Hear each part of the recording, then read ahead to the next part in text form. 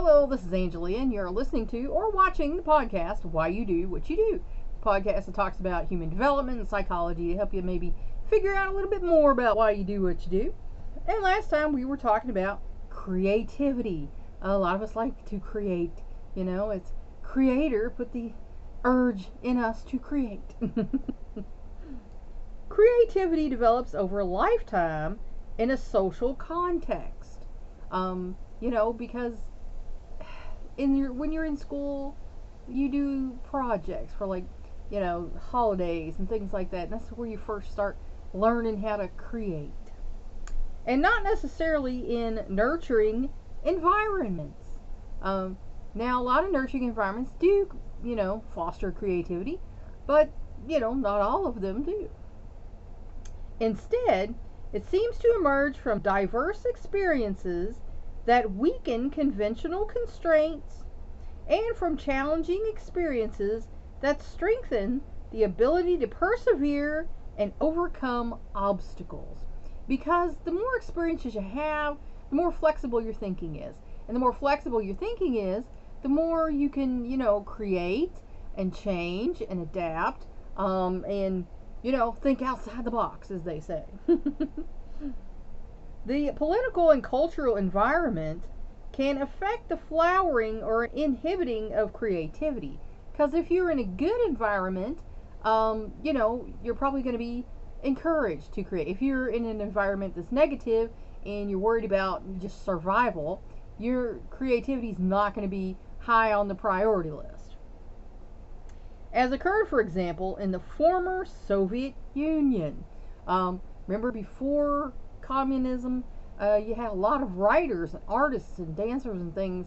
And then after they came in, not so much. It was all very government regulated, and that's why one of their best ballet dancers abdicated, or not abdicated, defected to the United States because, it wasn't really a fostering creative environment. It was very dictated. So, excuse me. Creativity and intelligence. Do they go hand in hand? Sometimes, but not always. Depends on the person. General intelligence, as measured by standard IQ tests, and we know those are not perfect. They basically test your book knowledge, not necessarily your common sense or, things of that nature. Has little relationship to creative performance.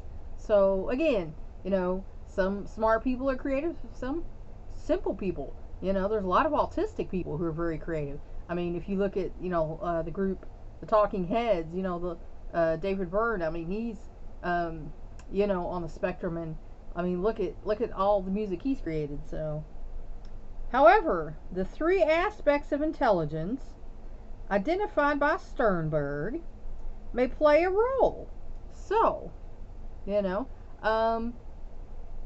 most people who are creative, they have some sort of genius, and they express that usually through their creativity or their creative thinking. The insightful component helps to define a problem or to see it in a new light. So if you have insight, intuition, it's easier for you to kind of see things that maybe some other people might not, catch.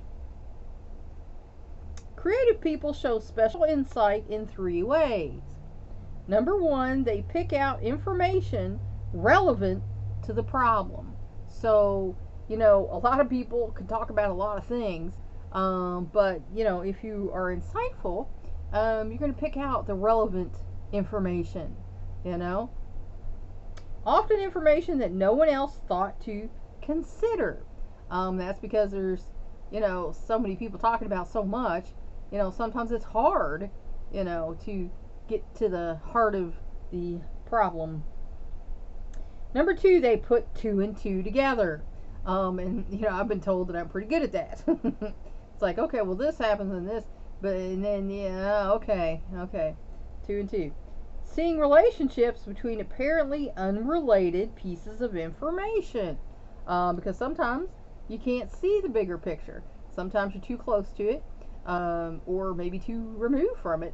But sometimes you can see patterns and things and say, aha.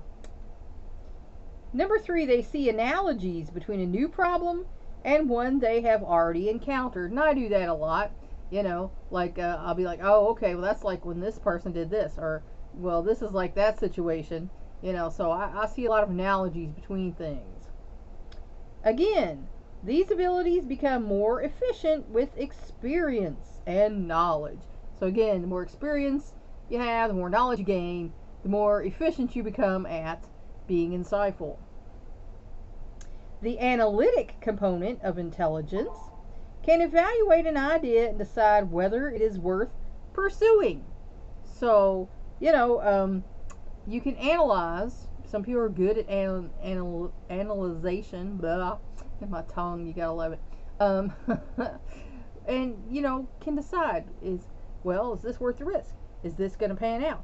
And sometimes you can see that, and sometimes you think it, and then it's not so much. So, James D. Watson, a molecular biologist who won the Nobel Prize for the discovery of the structure of DNA, was described by one of his graduate students at Harvard University as having an uncanny instinct for the important problem. And sometimes that's hard, is to figure out what's the important point or problem here. The thing that leads to big time results. And not everyone's going to be able to do that. He seems to pluck it out of thin air. And, again, if you're good at analyzing, that's how it might seem to other folks. The practical aspect of intelligence comes into play in selling an idea. So if you're being practical, then, maybe you'd be good at selling or,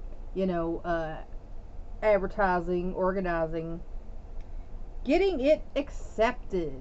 The people who are good with the schmooze or whatever.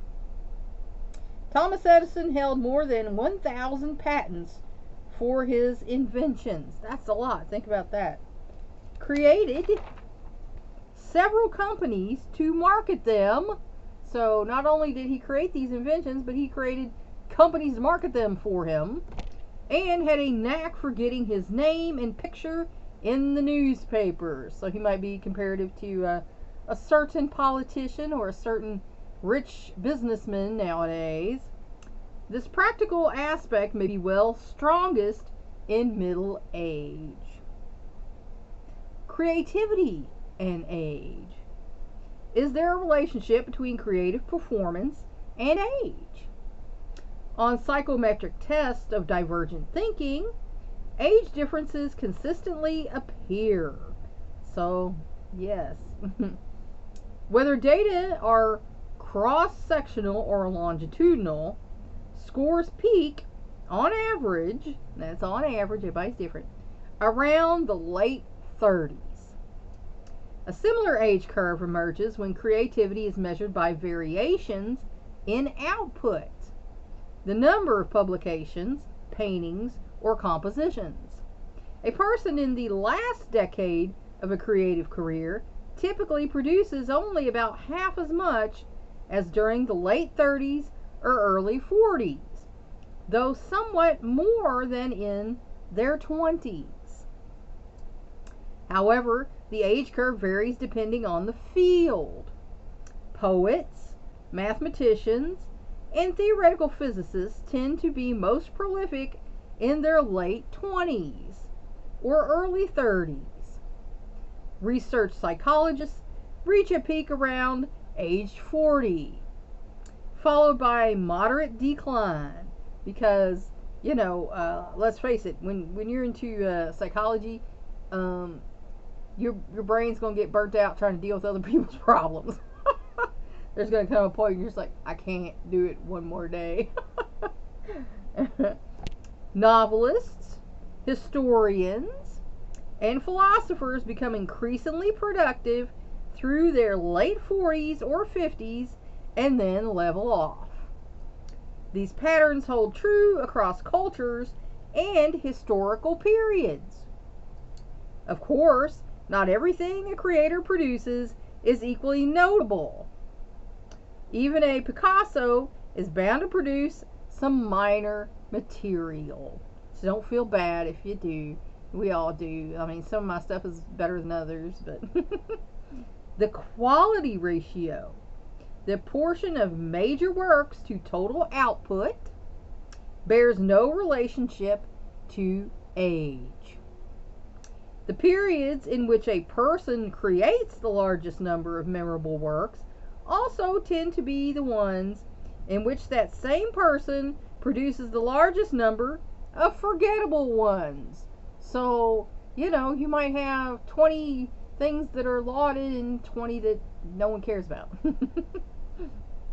Thus, the likelihood that a particular work will be a masterpiece has nothing to do with age.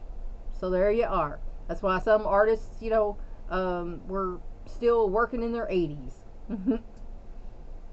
Some of the composer Irving Berlin's top song hits were written in his 50s, 60s,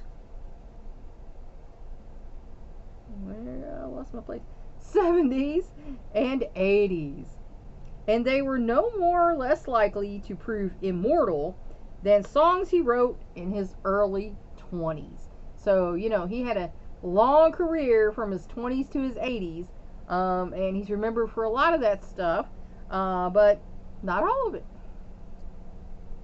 Sometimes losses in productivity are offset by gains in quality.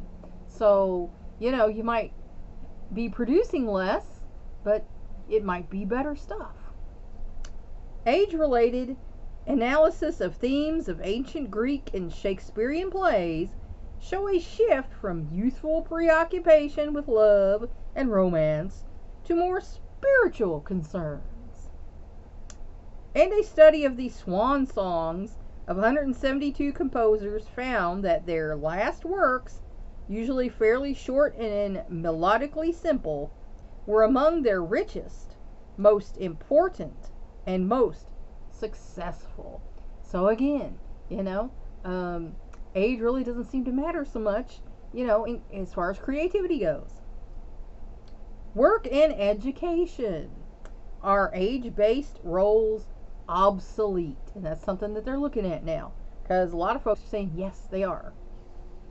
The traditional life structure in industrialized societies is age differentiated. And that's a life structure in which primary roles, learning, working, and leisure are based on age, typical to industrialized societies. Roles are based on age. Young people are students. Young and middle-aged adults are workers. Older adults organize their lives around retirement and leisure. Yet, as the gerontologist Matilda White Riley has observed, these structures fail to accommodate many of the changes in people's lives. After all, does it make sense to spend nearly 1/3 of adult lifetime in retirement? And I will say no. That's just me. A lot of people, they're looking forward to sitting on their butt. I can't. I get bored to death. Or to crowd most work time into the harried middle years?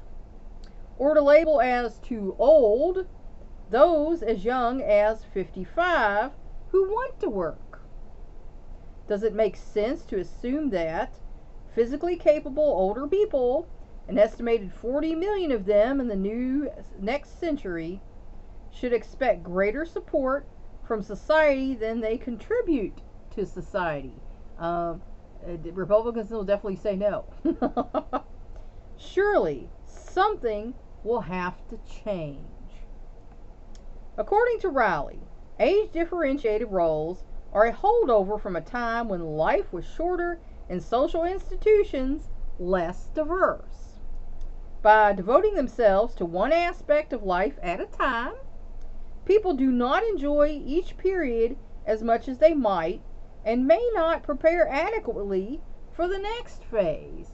Because there's some folks who work, 30, 40 years of their life and their company, is not giving them any type of retirement. They haven't got a 401k, and then you're dropped out into the world with nothing, and that's a problem. By concentrating on work, adults may forget how to play. Then, when they retire, they may not know what to do with their suddenly abundant time of leisure. So, there are people who they retire and they're sitting, they don't know what to do with themselves. My uncle just retired and he's, struggling with, what do I do now? I'm not going to have that problem. I already know what I'm doing, and I'm doing this now, and I'm basically retired because I can't go out to work. So, increasing numbers of older adults, like Gandhi in his later years, are able to contribute to society, and that's why I'm bothering to do this. I'm hoping to contribute something, hoping to lead some people to our Lord with the, ministry, hoping to make people think with the wisdoms, and hoping to maybe help you figure out a little bit more about why you do what you do with this podcast. But opportunities to use and reward their abilities are inadequate. And that's, kind of a thing. It used to be in the, Renaissance period, artists and creative people, were patronized. You had people who were patrons of the arts and would give money to these people just to see what they created and did, and, philosophized.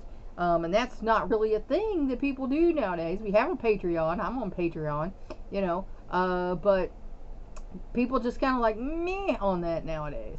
Some of the younger generations are starting to see that that's a good thing, that you can create, and it's good to help people who create, because the world's just kind of like, nah.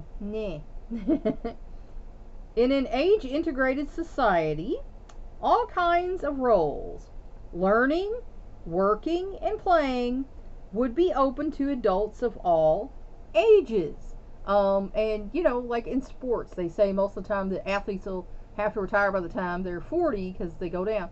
But there are some athletes who are still doing stuff after 40. And again, there's scientists who think you can't be young and be a good scientist, so people are different, and one size does not fit all. They could intersperse periods of education, work, and leisure throughout the lifespan. And that should be how it is. You should be free to do whatever it is you're wanting to do, within reason, of course. Things seem to be moving in that direction. College students take work-study programs or a stop out for a while before resuming their education. And like I said, it took me 13 years to get my PhD equivalency, whereas a normal person, it might have only taken them, 8 or whatever. But I could only take classes I could afford to take, and do distance studies and everything. That's why I can't get a license here in my state to be a psychologist. But I digress. So, mature adults my goodness, I can't talk today. Mature adults take evening classes or take time off work to pursue a special interest. And, there are people who do that. There are people who are, in the theater, and it's like, oh, I can't work tonight because I'm practicing for a play or whatever. And sometimes bosses are okay with that. Sometimes bosses are not. You got to find a good place to work if you're going to do that sort of thing. A person may have several careers in succession, each requiring additional education or training.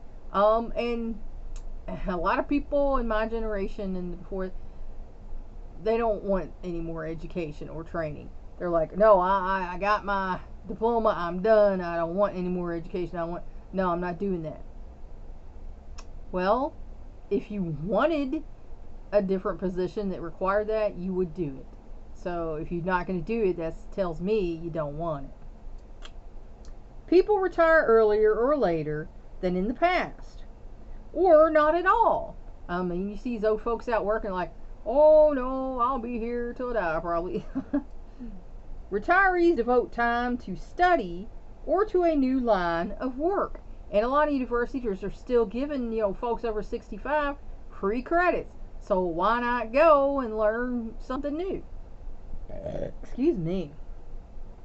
Much of the existing research on education, work, leisure, and retirement reflects the old age differentiated model of social roles and the cohorts whose lives it describes.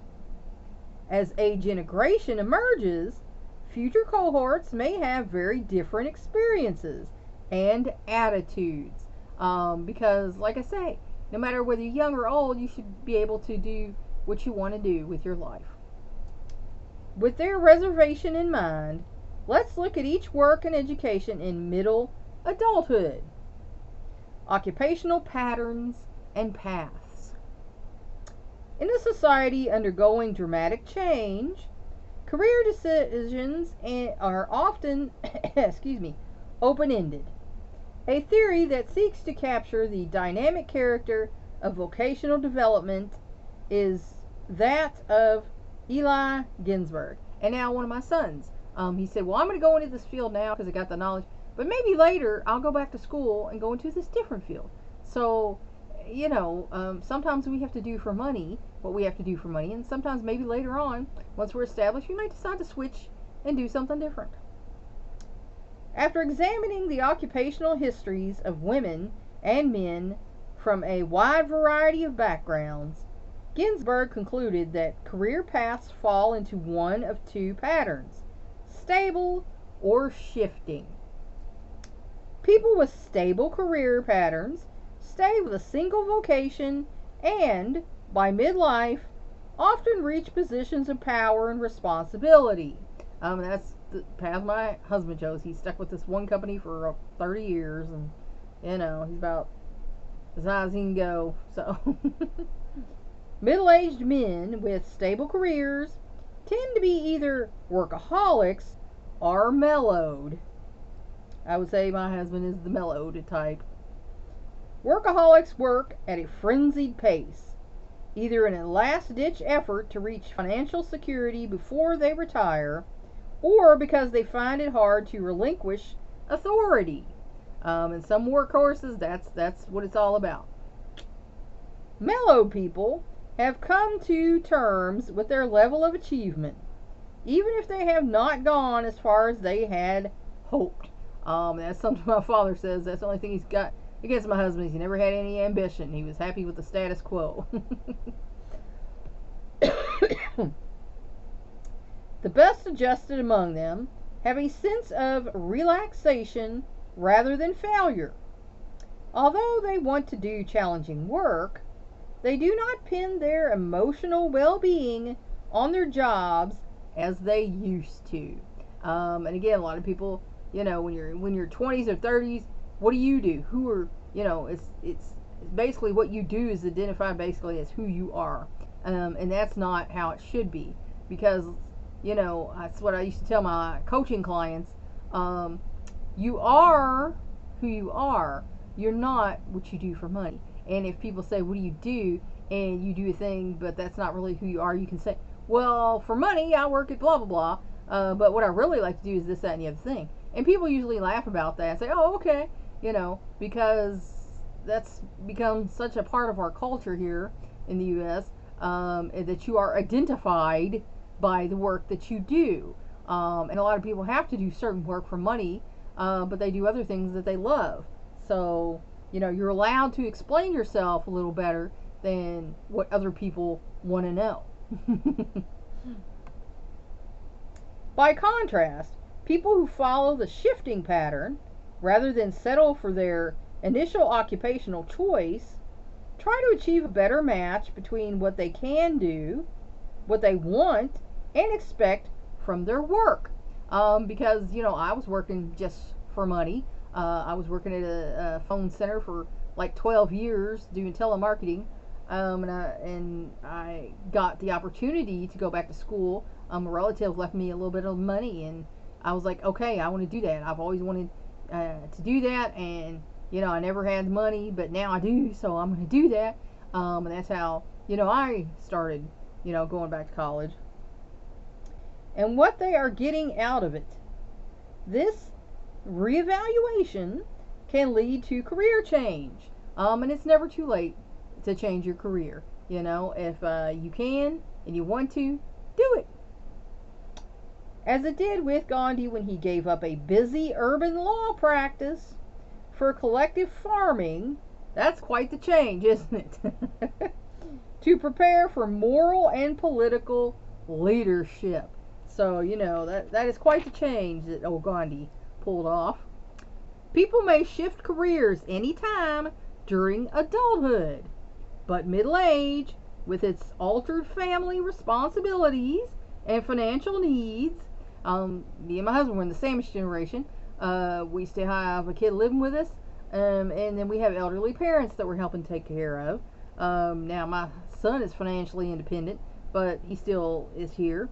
And we have, financial needs. We got to take care of the bills on the house and everything. So we're kind of in that sandwich generation. It's a typical time to do it because fewer middle-aged and older women have worked throughout adulthood. And that's because a lot of us have to raise kids. A lot of us have to either work part-time, which I did, or quit working so that they can be there because the cost of daycare has become so extravagant. Actually, a nephew of mine, him and his wife were both lawyers. The daycare costs they were going to run into was so expensive. He said it's actually cheaper if I quit work and stay home with the kids because my wife makes more money than me. So he's quit work and he's staying home with the kid while his wife works. So, things are changing. They are less likely than men to exhibit the stable pattern. And again, that has to do with societal roles. And if they do, they may reach the traditional stages of career development later than men typically do. And we all know that, women, we all know about the glass ceiling and the unfairness of promotion and work. Men want to deny it, but if you're a woman and you've been in a workplace, you see it and you know it. Work versus early retirement. In the United States, 80% of 40 to 50-year-olds work.